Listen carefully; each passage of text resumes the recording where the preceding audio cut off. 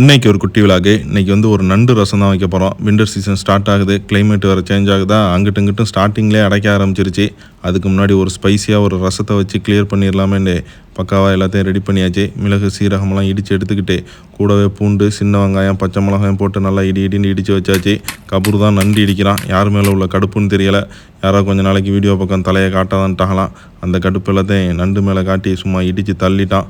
எண்ணெயை ஊற்றி கருவேப்பிலை, பேபி ஆனியன்லாம் போட்டு ஒரு மிக்ஸில் கொடுத்து அதுக்கப்புறமா வெட்டி வச்ச டொமேட்டோவை ஆட் பண்ணி அவ்வளோ மசிஞ்சு வந்திருக்க வரையும் நல்லா வதக்கவில் போட்டு விட்ட வேண்டிதான். இடித்து வச்ச பேபி ஆனியன் மசாலாவையும் போட்டு விட்டாச்சு. அவ்வளோ உள்ள எல்லா வாடையும் போகிற அளவுக்கு ஒரு மிக்ஸில் கொடுத்து அதுக்கப்புறமா நண்டை ஆட் பண்ணி விட வேண்டிதான். அவ்வளோயும் போட்டு நல்லா ஒரு மிக்ஸ் வெல்லு. அதுக்கப்புறம் நல்லா மூடி வச்சிடணும் ஒரு 5 நிமிஷம். நல்லா தண்ணியெல்லாம் விட்டு எண்ணெயெல்லாம் பிரிஞ்சு வரும். அதுக்கப்புறம் கொஞ்சமாக டர்மரிக் பவுடர் அவளையும் ஆட் பண்ணி ஒரு மிக்ஸ் வெல்லு.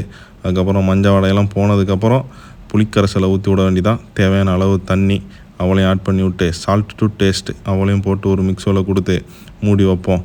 நல்லா லைட்டாக கொதி வந்ததுக்கப்புறம் மேலே கொஞ்சம் பெப்பர் பவுடர் அவளையும் போட்டு வெட்டி வச்ச மல்லிக்கீரையும் போட்டு விட்டாச்சு. அப்படியே ஒரு 5 நிமிஷம் சிம்மில் வைப்போம். நண்டு வந்துருவாங்க.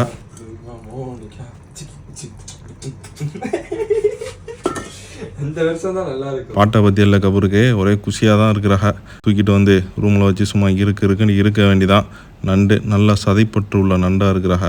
அப்படியே சோத்தோடு வச்சு ஸ்பைசியான பொட்டேட்டோ ஃப்ரை ஒன்று சைடிஷுக்கு வச்சுருந்தோம். அவளையும் சேர்த்து வச்சு சும்மா இருக்குன்னு இறுக்கி விட்டாச்சு. மீண்டும் வேறு ஒரு வீடியோவில் சந்திப்போம். பாய்.